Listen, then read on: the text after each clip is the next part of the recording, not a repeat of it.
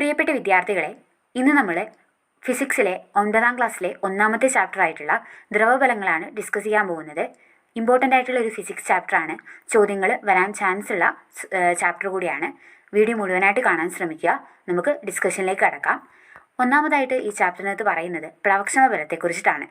ദ്രവത്തിൽ സ്ഥിതി ചെയ്യുന്ന ഒരു വസ്തുവിൽ രണ്ട് തരത്തിലുള്ള ബലങ്ങളാണ് അനുഭവപ്പെടുന്നത്. വസ്തുവിന്മേൽ താഴേക്ക് അനുഭവപ്പെടുന്ന അതിൻ്റെ ഭാരം, അതേപോലെ വസ്തുവിന്മേൽ മുകളിലേക്ക് അനുഭവപ്പെടുന്ന പ്ലവക്ഷമ ബലം. ഇവിടെ രണ്ട് ചിത്രങ്ങൾ കൊടുത്തിട്ടുണ്ട്. ഒരു കുട്ടി വെള്ളത്തിനകത്ത് നിന്ന് കല്ല് ഉയർത്താൻ ശ്രമിക്കുന്നു, അതേപോലെ വെള്ളത്തിന് പുറത്തു നിന്നും കല്ല് ഉയർത്താൻ ശ്രമിക്കുന്നുണ്ട്. ഒന്നാമത്തെ ചിത്രത്തിൽ വെള്ളത്തിനകത്ത് നിന്ന് കല്ല് ഉയർത്താൻ ശ്രമിക്കുമ്പോൾ കുട്ടിക്ക് അത്ര ഭാരം അനുഭവപ്പെടുന്നില്ല. പക്ഷേ അതേസമയം വായുവിൽ, അതായത് വെള്ളത്തിന് പുറത്ത് കല്ല് ഉയർത്താൻ ശ്രമിക്കുമ്പോൾ കുട്ടിക്ക് ഭാരം അനുഭവപ്പെടുന്നുണ്ട്. ഇതിന് പിന്നിലെ കാരണം പ്ലവക്ഷമ ബലമാണ്. ആ കല്ല് വെള്ളത്തിനകത്തായിരിക്കുമ്പോൾ ആ വസ്തുവിന്മേൽ ഒരു പ്ലവക്ഷമ ബലം അനുഭവപ്പെടുന്നുണ്ട്. പ്ലവക്ഷമ ബലം എന്ന് വെച്ചാൽ ഒരു വസ്തു ദ്രവത്തിൽ ഭാഗികമായിട്ടോ പൂർണ്ണമായോ മുങ്ങിയിരിക്കുമ്പോൾ ആ ദ്രവം വസ്തുവിന്മേൽ മുകളിലേക്ക് ഒരു ബലം പ്രയോഗിക്കുന്നു. ഈ ബലമാണ് പ്ലവക്ഷമ ബലം. കല്ല് വെള്ളത്തിനകത്തായിരിക്കുമ്പോൾ വെള്ളം കല്ലിന് മുകളിലേക്ക് ഒരു ബലം പ്രയോഗിക്കുന്നുണ്ട്. മുകളിലേക്കാണ് ബലം പ്രയോഗിക്കുന്നത്. അതുകൊണ്ടാണ് ആ കല്ലിന് വെള്ളത്തിനകത്ത് ഭാരക്കുറവ് അനുഭവപ്പെടുന്നത്. അപ്പോൾ പ്ലവക്ഷമ ബലം എന്ന് പറയുന്നത് ഒരു വസ്തു ദ്രവത്തിൽ ഭാഗികമായിട്ടോ പൂർണ്ണമായോ മുങ്ങിയിരിക്കുമ്പോൾ ആ ദ്രവം വസ്തുവിൽ മുകളിലേക്ക് ഒരു ബലം പ്രയോഗിക്കുന്നു. ഈ ബലത്തെയാണ് നമ്മൾ പ്ലവക്ഷമ ബലം എന്ന് പറയുന്നത്. ഓക്കെ, പ്ലവക്ഷമ ബലം എന്ന് പറയുന്നത് മുകളിലേക്ക് പ്രയോഗിക്കുന്ന ബലമാണ് എന്ന് മനസ്സിലാക്കി വെക്കുക. ഓക്കെ, ഈ പ്ലവക്ഷമ ബലത്തെ സ്വാധീനിക്കുന്ന രണ്ട് ഘടകങ്ങളാണുള്ളത്. ഒന്ന് ദ്രാവകത്തിൻ്റെ സാന്ദ്രതയും മറ്റൊന്ന് വസ്തുവിൻ്റെ വ്യാപ്തവുമാണ്. ദ്രാവകത്തിൻ്റെ സാന്ദ്രത നമുക്ക് റിലേറ്റ് ചെയ്ത് പറയാൻ പറ്റുന്നത്, കടലിൽ നിന്ന് ശുദ്ധജല തടാകത്തിലേക്ക് പ്രവേശിക്കുന്ന കപ്പൽ താഴും. കടലെന്ന് പറയുന്നത് ഉപ്പുവെള്ളമാണ്. ശുദ്ധജലത്തേക്കാൾ സാന്ദ്രത കൂടുതലാണ് ഉപ്പുവെള്ളത്തിന്. സാന്ദ്രത കൂടുമ്പോൾ പ്ലവക്ഷമ ബലം കൂടും. അപ്പോൾ കടലിലായിരിക്കുമ്പോൾ കപ്പലിന് കൂടുതൽ പ്ലവക്ഷമ ബലം അനുഭവപ്പെടും. അതേസമയം ശുദ്ധജല തടാകത്തിലേക്ക് എത്തുമ്പോൾ സാന്ദ്രത കുറയുന്നു, പ്ലവക്ഷമ ബലം കുറയുന്നു. അപ്പോൾ കപ്പൽ വെള്ളത്തിനടിയിലേക്ക് താഴുന്നു. അതായത് ഇവിടെ ദ്രാവകത്തിൻ്റെ സാന്ദ്രത പ്ലവക്ഷമ ബലത്തെ സ്വാധീനിക്കുന്നുണ്ട്. ഒരു ദ്രാവകത്തിൽ ഒരു വസ്തുവിന് അനുഭവപ്പെടുന്ന പ്ലവക്ഷമ ബലത്തെ സ്വാധീനിക്കുന്ന ഒരു ഘടകമാണ് ദ്രാവകത്തിൻ്റെ സാന്ദ്രത. ദ്രാവകത്തിൻ്റെ സാന്ദ്രത കൂടുമ്പോൾ പ്ലവക്ഷമ ബലം കൂടും. അതേപോലെ വസ്തുവിൻ്റെ വ്യാപ്തം കൂടുമ്പോൾ പ്ലവക്ഷമ ബലം കൂടും. അപ്പോൾ രണ്ട് ഘടകങ്ങളാണ് പ്ലവക്ഷമ ബലത്തെ സ്വാധീനിക്കുന്നതെന്ന് ഓർക്കുക. ഒന്ന് ദ്രാവകത്തിൻ്റെ സാന്ദ്രത, അതേപോലെ മറ്റൊന്ന് വസ്തുവിൻ്റെ വ്യാപ്തം. അടുത്തതായിട്ട് നമുക്ക് ആർക്കിമിഡീസ് തത്വം, പ്ലവക്ഷമ ബലത്തെ സംബന്ധിച്ച് ആർക്കിമിഡീസിൻ്റെ തത്വമാണിത്.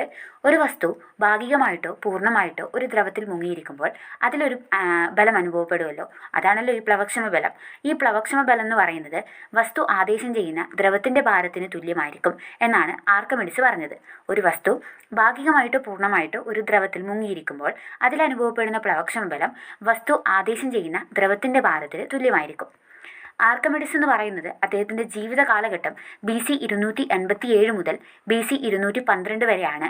അദ്ദേഹം രണ്ടാം പ്യൂണിക് യുദ്ധത്തിൽ ഒരു റോമൻ പട്ടാളക്കാരൻ്റെ വാളാലാണ് വധിക്കപ്പെടുന്നത്. അപ്പോൾ അദ്ദേഹത്തിൻ്റെ കാലഘട്ടം ഓർത്തുവെക്കുക, BC 287 മുതൽ BC 212 വരെ. ആർക്കിമിഡീസ് തത്വവും മനസ്സിലാക്കി വെക്കുക. ഒരു വസ്തു ഭാഗികമായിട്ടോ പൂർണ്ണമായിട്ടോ ഒരു ദ്രവത്തിൽ മുങ്ങിയിരിക്കുന്നു. ആ സമയത്ത് ആ വസ്തുവിൽ അനുഭവപ്പെടുന്ന പ്ലവക്ഷമ ബലം വസ്തു ആദേശം ചെയ്യുന്ന ദ്രവത്തിൻ്റെ ഭാരത്തിന് തുല്യമായിരിക്കും. അടുത്തതായിട്ട് പ്ലവക്ഷമ തത്വമാണ്. രണ്ട് തത്വമാണ് ഇതിനകത്ത് പറയുന്നത്. പ്ലവന തത്വമാണ്. ഒരു വസ്തു ദ്രവത്തിൽ പൊങ്ങിക്കിടക്കുമ്പോൾ വസ്തുവിൻ്റെ ഭാരവും വസ്തു ആദേശം ചെയ്യുന്ന ദ്രവത്തിൻ്റെ ഭാരവും തുല്യമായിരിക്കും. ഒരു വസ്തു ദ്രവത്തിൽ പൊങ്ങിക്കിടക്കുന്നു. ആ സമയത്ത് വസ്തുവിൻ്റെ ഭാരം ഉണ്ടല്ലോ, ആ ഭാരം എന്ന് പറയുന്നത് ഈ വസ്തു ആദേശം ചെയ്യുന്ന ദ്രവത്തിൻ്റെ ഭാരവും തുല്യമായിരിക്കും. രണ്ടാമത്തെ പ്ലവന തത്വം പറയുന്നത്, ഒരു വസ്തു ദ്രവത്തിൽ മുങ്ങിയിരിക്കുമ്പോൾ ആദേശം ചെയ്യുന്ന ദ്രവത്തിൻ്റെ വ്യാപ്തം വസ്തുവിൻ്റെ വ്യാപ്തത്തിന് തുല്യമായിരിക്കും. അപ്പോൾ പൊങ്ങിക്കിടക്കുമ്പോൾ വസ്തുവിൻ്റെ ഭാരവും വസ്തു ആദേശം ചെയ്യുന്ന ദ്രവത്തിൻ്റെ ഭാരവും തുല്യമായിരിക്കും. എന്നാൽ മുങ്ങിയിരിക്കുമ്പോൾ ആദേശം ചെയ്യുന്ന ദ്രവത്തിൻ്റെ വ്യാപ്തവും വസ്തുവിൻ്റെ വ്യാപ്തവും തുല്യമായിരിക്കും. ഓക്കെ, ഒന്നാമത്തെ കേസിൽ ഭാരമാണ് തുല്യമാവുന്നത്, രണ്ടാമത്തെ കേസിൽ മുങ്ങിയിരിക്കുമ്പോൾ വ്യാപ്തമാണ് തുല്യമാവുന്നത്.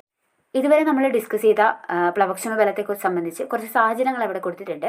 ഈ സന്ദർഭങ്ങളിലൊക്കെ എങ്ങനെയാണ് പ്ലവക്ഷമ ബലം സ്വാധീനിക്കുന്നതെന്ന് നോക്കാം. കല്ലിന് ജലത്തിനുള്ളിൽ ഭാരക്കുറവ് അനുഭവപ്പെടുന്നു. കാരണം എന്താ?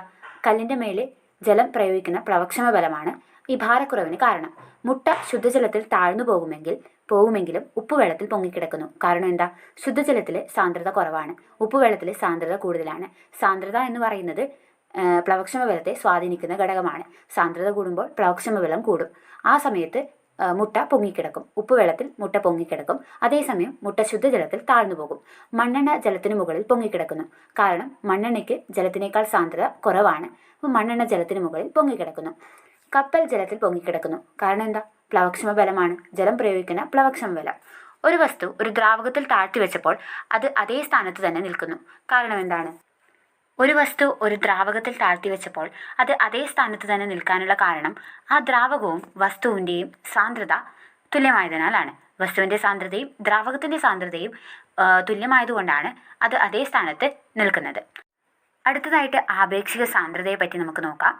ആപേക്ഷിക സാന്ദ്രത എന്ന് പറയുന്നത് വസ്തുവിൻ്റെ സാന്ദ്രതയെയും ജലത്തിൻ്റെ സാന്ദ്രതയെയും തമ്മിൽ ബന്ധിപ്പിക്കുന്ന അനുപാത സംഖ്യയാണ് ആപേക്ഷിക സാന്ദ്രത. ഒരു റേഷ്യോ ആണ് വസ്തുവിൻ്റെ സാന്ദ്രത ബൈ ജലത്തിൻ്റെ സാന്ദ്രത. ഇതാണ് ആപേക്ഷിക സാന്ദ്രത കാണാനുള്ള ഇക്വേഷൻ. ഒരു അനുപാത സംഖ്യ ആയതിനാൽ ഇതിന് യൂണിറ്റ് ഇല്ല. ചിലപ്പോൾ ഇങ്ങനെ ചോദിച്ചേക്കാം, ആപേക്ഷിക സാന്ദ്രതയുടെ യൂണിറ്റ് എന്താണെന്ന്. യൂണിറ്റ് തന്ന് ഇതിനകത്ത് യൂണിറ്റ് ഇല്ല എന്നൊരു ഓപ്ഷൻ കൊടുക്കുമ്പോൾ നമുക്ക് ഡൗട്ട് അടിക്കാം. ഇത് വായിച്ചിട്ട് പോകുന്ന ഒരാൾക്ക് നമുക്ക് ഓർത്ത് വെക്കാവുന്നതേ ഉള്ളൂ. അനുപാത സംഖ്യ ആയതിനാൽ ഇതിന് യൂണിറ്റ് ഇല്ല. ഒരു ദ്രാവകത്തിൻ്റെ ആപേക്ഷിക സാന്ദ്രത അളക്കാൻ ഉപയോഗിക്കുന്ന ഉപകരണമാണെന്ത്? ഹൈഡ്രോമീറ്റർ. അപ്പോൾ ഇവിടെ മണ്ണെണ്ണയുടെ ആപേക്ഷിക സാന്ദ്രത കാണുന്ന ഇക്വേഷൻ കൊടുത്തിട്ടുണ്ട്. മണ്ണെണ്ണയുടെ സാന്ദ്രത 810 kg/m3 ആണ്. ജലത്തിൻ്റെ സാന്ദ്രത അത് ഓർത്ത് വെക്കേണ്ടതാണ്. 1000 kg/m3 ആണ് ജലത്തിൻ്റെ സാന്ദ്രത. അപ്പോൾ 810നെ 1000 കൊണ്ട് ഹരിക്കുന്ന സമയത്ത് 0.81 കിട്ടുന്നുണ്ട്. ഇതാണ് മണ്ണെണ്ണയുടെ ആപേക്ഷിക സാന്ദ്രത. അപ്പോൾ ആപേക്ഷിക സാന്ദ്രത എന്ന് പറയുന്നത് വസ്തുവിൻ്റെ സാന്ദ്രതയും ജലത്തിൻ്റെ സാന്ദ്രതയും തമ്മിൽ ബന്ധിപ്പിക്കുന്ന അനുപാത സംഖ്യയാണ്. ഇതിന് യൂണിറ്റ് ഇല്ല. ഈ ആപേക്ഷിക സാന്ദ്രത അളക്കാൻ ഉപയോഗിക്കുന്ന ഉപകരണമാണെന്ത്? ഹൈഡ്രോമീറ്റർ. പ്ലവന തത്വത്തെ അടിസ്ഥാനമാക്കി പ്രവർത്തിക്കുന്ന രണ്ട് ഉപകരണങ്ങളാണ് ഹൈഡ്രോമീറ്ററും ലാക്ടോമീറ്ററും. അവിടെ ഹൈഡ്രോമീറ്ററിൻ്റെ ചിത്രം കൊടുത്തിട്ടുണ്ട്, അതേപോലെ ലാക്ടോമീറ്ററും കൊടുത്തിട്ടുണ്ട്. ലാക്ടോമീറ്റർ എന്താണ്? പാലിലെ ജലത്തിൻ്റെ തോത് അളക്കുന്നതിന് ഉപയോഗിക്കുന്ന ഉപകരണമാണെന്ത്? ലാക്ടോമീറ്റർ. അപ്പോൾ ഹൈഡ്രോമീറ്ററും ലാക്ടോമീറ്ററും ഏത് തത്വം ഉപയോഗിച്ചിട്ടാണ് പ്രവർത്തിക്കുന്നത്? പ്ലവന തത്വം ഓർത്തു വെക്കേണ്ടതാണ്. അടുത്തതായിട്ട് നമുക്ക് പാസ്കൽ നിയമം. എന്താണ് പാസ്കൽ നിയമം? ഒരു സംവൃത വ്യൂഹത്തിൽ അടങ്ങിയിരിക്കുന്ന ദ്രാവകത്തിൻ്റെ ഏതെങ്കിലും ഒരു ഭാഗത്ത് പ്രയോഗിക്കുന്ന മർദ്ദം ദ്രാവകത്തിൻ്റെ എല്ലാ ഭാഗത്തും ഒരുപോലെ അനുഭവപ്പെടും. ഇതാണ് പാസ്കൽ നിയമം പറയുന്നത്. ഒരു സംവൃത വ്യൂഹത്തിൽ അടങ്ങിയിരിക്കുന്ന ദ്രാവകത്തിൻ്റെ ഏതെങ്കിലും ഒരു ഭാഗത്ത് നമ്മൾ മർദ്ദം ഉപയോഗിക്കുന്നു, ആ മർദ്ദം ദ്രാവകത്തിൻ്റെ എല്ലാ ഭാഗത്തും ഒരുപോലെ അനുഭവപ്പെടും. ഈ പാസ്കൽ നിയമത്തിൻ്റെ അടിസ്ഥാനം ചോദിച്ചിട്ടുള്ളതാണ്. മർദ്ദം പ്രയോഗിച്ച് ദ്രാവകങ്ങളുടെ വ്യാപ്തം കുറയ്ക്കാൻ സാധിക്കില്ല എന്നതാണ് പാസ്കൽ നിയമത്തിൻ്റെ അടിസ്ഥാനം. മർദ്ദം ഉപയോഗിച്ചിട്ട് ദ്രാവകങ്ങളുടെ വ്യാപ്തം കുറയ്ക്കാൻ സാധിക്കില്ല എന്നതാണ് പാസ്കൽ നിയമത്തിൻ്റെ അടിസ്ഥാനം. പാസ്കൽ നിയമം എന്ന് പറയുന്നത് ഒരു സംവൃത വ്യൂഹത്തിൽ അടങ്ങിയിരിക്കുന്ന ദ്രാവകത്തിൻ്റെ ഏതെങ്കിലും ഒരു ഭാഗത്ത് നമ്മൾ ഒരു മർദ്ദം പ്രയോഗിക്കുന്നു, അത് ആ ദ്രാവകത്തിൻ്റെ എല്ലാ ഭാഗത്തും ഒരുപോലെ അനുഭവപ്പെടും. ഈ ബ്ലൈസ് പാസ്കൽ 1623 ജൂൺ 19 ഫ്രാൻസിലാണ് ജനിച്ചത്. അപ്പോൾ ബ്ലൈസ് പാസ്കലിൻ്റെ ജന്മദേശം എന്ന് പറയുന്നത് ഫ്രാൻസാണ്. പാസ്കൽ ഫ്രാൻസ്, സാ വെച്ചിട്ട് പിടിച്ചോളണം. ബ്ലൈസ് പാസ്കൽ ഫ്രാൻസുകാരനാണ്. ഓക്കെ. അപ്പോൾ പാസ്കൽ നിയമത്തിൻ്റെ അടിസ്ഥാനം മർദ്ദം പ്രയോഗിച്ച് ദ്രാവകങ്ങളുടെ വ്യാപ്തം കുറയ്ക്കാൻ സാധിക്കില്ല. പാസ്കൽ നിയമം അനുസരിച്ച് പ്രവർത്തിക്കുന്ന കുറച്ച് ഉപകരണങ്ങൾ ഇവിടെ കൊടുത്തിട്ടുണ്ട്. വാഹനങ്ങളുടെ hydraulic brake, hydraulic jack, hydraulic press. വാഹനങ്ങളുടെ hydraulic brake, hydraulic jack, hydraulic press എന്നിവ പാസ്കൽ നിയമം അനുസരിച്ച് പ്രവർത്തിക്കുന്നവയാണ്. ഇതിനകത്ത് ഡീറ്റെയിൽ ആയിട്ട് പറഞ്ഞിട്ടുള്ള ഒരു ഭാഗമാണ് കേശികത്വത്തെക്കുറിച്ചിട്ട്. കേശികത്വം എന്ന് വെച്ചാൽ ഒരു നേരിയ കുഴലിലൂടെയോ സൂക്ഷ്മ സുഷിരങ്ങളിലൂടെയോ ദ്രാവകങ്ങൾ സ്വാഭാവികമായിട്ട് ഉയരുകയോ താഴുകയോ ചെയ്യുന്ന പ്രതിഭാസമാണ് കേശികത്വം. സിമ്പിളായിട്ട് ഒരു കുഴലിലൂടെ അല്ലെങ്കിൽ സൂക്ഷ്മ സുഷിരങ്ങളിലൂടെയോ ദ്രാവകങ്ങൾ ഉയരുകയോ താഴുകയോ ചെയ്യുന്ന പ്രതിഭാസം കേശികത്വം. അതിൽ ഉയരുന്നതിനെ കേശിക ഉയർച്ചയെന്നും താഴുന്നതിന് കേശിക താഴ്ചയെന്നും പറയുന്നു. രണ്ട് പ്രതിഭാസങ്ങളാണ് കേശികത്വത്തിലുള്ളത്, കേശിക ഉയർച്ചയും കേശിക താഴ്ചയും. പ്രതലബലം നിങ്ങൾ കേട്ടിട്ടുള്ളതായിരിക്കും. പ്രതലബലം എന്ന് വെച്ചാൽ എന്താ? ജലോപരിതലത്തിലെ കണികകൾ പരസ്പരം ആകർഷിക്കുന്നത് മൂലം ജലോപരിതലം ഒരു പാട പോലെ വലിഞ്ഞു നിൽക്കുന്നു. ഇതിന് കാരണമായിട്ടുള്ള ബലമാണ് പ്രതലബലം. പ്രതലബലമാണ് ജലത്തുള്ളികൾ ഗോളാകൃതി പ്രാപിക്കുന്നതിനുള്ള കാരണം. അതേപോലെ ചില പ്രാണികൾ ജലോപരിതലത്തിൽ സഞ്ചരിക്കുന്നതായിട്ട് കണ്ടിട്ടുണ്ടാവും. ഈ സഞ്ചരിക്കാനുള്ള കാരണവും പ്രതലബലമാണ്. ദ്രാവക ഉപരിതലത്തിൽ ചിത്രത്തിൽ കാണിക്കുന്നത് പോലെ പേപ്പർ ക്ലിപ്പ് പൊങ്ങി നിൽക്കുന്നതിന് കാരണവും പ്രതലബലമാണ്. അപ്പോൾ 3 സന്ദർഭങ്ങളാണ് ഇവിടെ കൊടുത്തിട്ടുള്ളത്. ഇതിന് മൂന്നിനും കാരണം പ്രതലബലമാണ്. അപ്പോൾ പ്രതലബലം എന്ന് പറയുന്നത് ജലോപരിതലത്തിലെ കണികകൾ പരസ്പരം ആകർഷിക്കുന്നത് മൂലം ജലോപരിതലം ഒരു പാട പോലെ വലിഞ്ഞു നിൽക്കുന്നു. ഇതിന് കാരണമായിട്ടുള്ള ബലമാണെന്ത്? പ്രതലബലം. പ്രതലബലത്തിന് മറ്റുള്ള ഉദാഹരണമാണ് ഈ ബ്ലേഡ് വെള്ളത്തിന് മുകളിൽ ജലോപരിതലത്തിൽ പൊങ്ങിക്കിടക്കുന്നത്. അതേപോലെ ഈ പ്രതലബലം കുറയ്ക്കാൻ സോപ്പിന് പറ്റും. സോപ്പ് ഉപയോഗിക്കുന്നത് പ്രതലബലം കുറയ്ക്കാനാണ്. നമ്മൾ അലക്കാനൊക്കെ സോപ്പ് ഉപയോഗിക്കുന്നതിനുള്ള പിന്നിലെ കാരണം സോപ്പ് വെള്ളത്തിൻ്റെ പ്രതലബലം കുറയ്ക്കും. ഇനി അഡീഷൻ ബലത്തെപ്പറ്റിയും കൊഹിഷൻ ബലത്തെ പറ്റിയിട്ടും നിങ്ങൾ കേട്ടിട്ടുണ്ടാവും. അഡീഷൻ ബലം എന്ന് പറയുന്നത് വ്യത്യസ്ത ഇനം തന്മാത്രകൾ തമ്മിലുള്ള ആകർഷണ ബലമാണ്. അതേസമയം കൊഹിഷൻ ബലം ഒരേ ഇനം തന്മാത്രകൾ തമ്മിലുള്ള ആകർഷണ ബലമാണ് കൊഹിഷൻ ബലം. വ്യത്യസ്ത ഇനം തന്മാത്രകൾ തമ്മിൽ പരസ്പരം എപ്പോഴും അടിയായിരിക്കും എന്ന് ഓർത്തു വെക്കുക. അപ്പോൾ വ്യത്യസ്ത ഇനം തന്മാത്രകൾ തമ്മിലുള്ള ആകർഷണ ബലം അഡീഷൻ ബലം. ഒരേ ഇനം തന്മാത്രകൾ തമ്മിൽ പരസ്പരം ഭയങ്കര സ്നേഹമായിരിക്കും.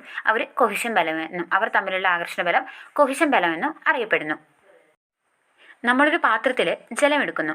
ആ ജല തന്മാത്രകളും പാത്രത്തിൻ്റെ വക്കും തമ്മിൽ ഒരു ആകർഷണ ബലം ഉണ്ടാവുമല്ലോ. പാത്രത്തിൻ്റെ വക്കും ജലവും വ്യത്യസ്ത ഇനം തന്മാത്രകളല്ലേ. അപ്പോൾ അവ തമ്മിലുള്ള ആകർഷണ ബലം അഡീഷനും. അതേസമയം ജല തന്മാത്രകൾ തമ്മിലൊരു ആകർഷണ ബലം ഉണ്ടാവുമല്ലോ, അതിനെ നമ്മൾ കൊഹിഷൻ ബലമെന്നും അറിയപ്പെടുന്നു.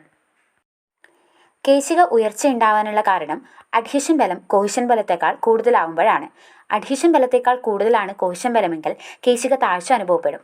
വ്യത്യസ്ത ഇനം തന്മാത്രകൾ തമ്മിലുള്ള ആകർഷണ ബലം ഉണ്ടല്ലോ, അതാണല്ലോ അഡ്ഹീഷൻ ബലം. ഈ അഡ്ഹീഷൻ ബലം കൂടുമ്പോഴാണ് കേശിക ഉയർച്ച ഉണ്ടാവുന്നത്. അതേസമയം ഒരേ ഇനം തന്മാത്രകൾ തമ്മിലുള്ള ആകർഷണ ബലമായിട്ടുള്ള കൊഹിഷൻ ബലം കൂടുമ്പോൾ കേശിക താഴ്ചയുണ്ടാവും. അടുത്തതായിട്ട് ഈ ചാപ്റ്ററിനകത്ത് പറഞ്ഞിട്ടുള്ളത് വിസ്കസ് ബലത്തെ പറ്റിയിട്ടാണ്. തേനും ജലവും എടുക്കുക. തേനിന് ജലത്തേക്കാൾ സ്പീഡ് കുറവാണ് ഒഴുകുന്ന കാര്യത്തിൽ. ജലം വളരെ സ്പീഡായിട്ട് ഒഴുകും. അതേസമയം തേൻ ഒഴുക്കി വിട്ടാൽ വളരെ സ്ലോ ആയിട്ടാണ് ഒഴുകുന്നത്. കാരണം എന്താ? തേനിന് വിസ്കോസിറ്റി കൂടുതലാണ്. എന്താണ് ഈ വിസ്കോസിറ്റി എന്ന് നോക്കാം. ചലിച്ചുകൊണ്ടിരിക്കുന്ന ദ്രാവക പടലങ്ങൾക്കിടയിൽ അവയുടെ ആപേക്ഷിക ചലനത്തെ തടസ്സപ്പെടുത്തുന്ന വിധത്തിൽ പടലങ്ങൾക്ക് സമാന്തരമായിട്ട് പ്രവർത്തിക്കുന്ന ഘർഷണ ബലമാണ് വിസ്കസ് ബലം. ഈ വിസ്കസ് ബലം ഉളവാക്കാനുള്ള ദ്രാവകത്തിനുള്ള സ്വഭാവ സവിശേഷതയാണ് അതിൻ്റെ വിസ്കോസിറ്റി എന്നറിയപ്പെടുന്നത്. വിസ്കോസിറ്റി കൂടിയ ഒരു ദ്രാവകമാണ് തേൻ. വിസ്കോസിറ്റി കുറഞ്ഞവയിൽ പെടുന്നതാണ് ഈ മണ്ണെണ്ണ പോലുള്ളവ. ഓക്കെ, അപ്പോൾ ഒരു ദ്രാവകത്തിൻ്റെ ഒഴുക്ക് തടസ്സപ്പെടുത്തുന്ന വിധത്തിൽ ആ ദ്രാവകത്തിനകത്ത് തന്നെ അവയുടെ പടലങ്ങൾക്ക് സമാന്തരമായിട്ട് പ്രവർത്തിക്കുന്ന ഘർഷണ ബലമാണ് വിസ്കസ് ബലം. ഈ വിസ്കസ് ബലം ഉളവാക്കാനുള്ള ദ്രാവകത്തിൻ്റെ സവിശേഷ സ്വഭാവമാണ് അതിൻ്റെ വിസ്കോസിറ്റി. താപനില വർദ്ധിക്കുമ്പോൾ ഒരു ദ്രാവകത്തിൻ്റെ വിസ്കോസിറ്റി കുറയുന്നു. ഓർത്തുവെക്കുക, താപനില വർദ്ധിക്കുമ്പോൾ ഒരു ദ്രാവകത്തിൻ്റെ വിസ്കോസിറ്റി കുറയുന്നു. വൈദ്യുതാഘാതമേറ്റ ആളുടെ താപനില പെട്ടെന്ന് കുറയുന്നു. വൈദ്യുതാഘാതം ഏൽക്കുന്ന ഒരാളുടെ ശരീര താപനില പെട്ടെന്ന് കുറയുന്നു. ശരീര താപനില കുറയുമ്പോൾ വിസ്കോസിറ്റി കൂടും. അപ്പോൾ എന്ത് ചെയ്യും? രക്തത്തിൻ്റെ വിസ്കോസിറ്റി കൂടുമ്പോൾ രക്തക്കുഴലുകളിലൂടെ രക്തത്തിന് എളുപ്പത്തിൽ ഒഴുകാൻ സാധിക്കാതെ വരികയും ഹൃദയാഘാതം സംഭവിക്കാൻ സാധ്യതയുണ്ട്. അതുകൊണ്ടാണ് ശരീരത്തെ തിരുമ്മി ചൂടുപിടിപ്പിക്കുന്നത്. ഈ തിരുമ്മി ചൂടുപിടിപ്പിക്കുന്ന സമയത്ത് രക്തത്തിൻ്റെ വിസ്കോസിറ്റി സാധാരണ നിലയിലാവുകയും അയാൾ അപകടനില തരണം ചെയ്യുകയും ചെയ്യുന്നു. അപ്പോൾ താപനില വർദ്ധിക്കുമ്പോൾ ഒരു ദ്രാവകത്തിൻ്റെ വിസ്കോസിറ്റി കുറയുന്നു എന്ന് ഓർത്തു വെക്കുക. വിസ്കോസിറ്റി എന്ന് പറയുന്നത് ദ്രാവകത്തിൻ്റെ ഒരു സ്വഭാവ സവിശേഷതയാണ്. ദ്രാവകത്തിന് ആപേക്ഷിക ചലനം കുറയ്ക്കത്ത വിധത്തിൽ അവയ്ക്കിടയിൽ ഫലം ഉളവാക്കാനുള്ള കഴിവിനെയാണെന്ന് പറയുന്നത് വിസ്കോസിറ്റി എന്ന് പറയുന്നത്. വിസ്കോസിറ്റി കൂടിയ ഒരു ദ്രാവകമാണ് തേന്. വിസ്കോസിറ്റി കുറഞ്ഞ ഒരാളാണ് മണ്ണെണ്ണ. ഇത്രയും കാര്യങ്ങളാണ് ഈ ചാപ്റ്ററിനകത്ത് പറഞ്ഞിട്ടുള്ളത്. പാഠം ഒന്നുകൂടി വായിച്ചു നോക്കുക. ചോദ്യങ്ങൾ ചാൻസ് ഉള്ളതാണ്. ഈ ചാപ്റ്ററിനകത്ത് ഇമ്പോർട്ടൻ്റ് ആണ്. ക്ലാസ് മനസ്സിലായെന്ന് വിചാരിക്കുന്നു. ഇഷ്ടപ്പെട്ടാൽ ചാനൽ സബ്സ്ക്രൈബ് ചെയ്യാനും മറക്കരുത്. നമുക്കിതുപോലുള്ള ചാപ്റ്ററിൻ്റെ വീഡിയോകളായിട്ട് കാണാം. അതുവരേക്കും ബൈ.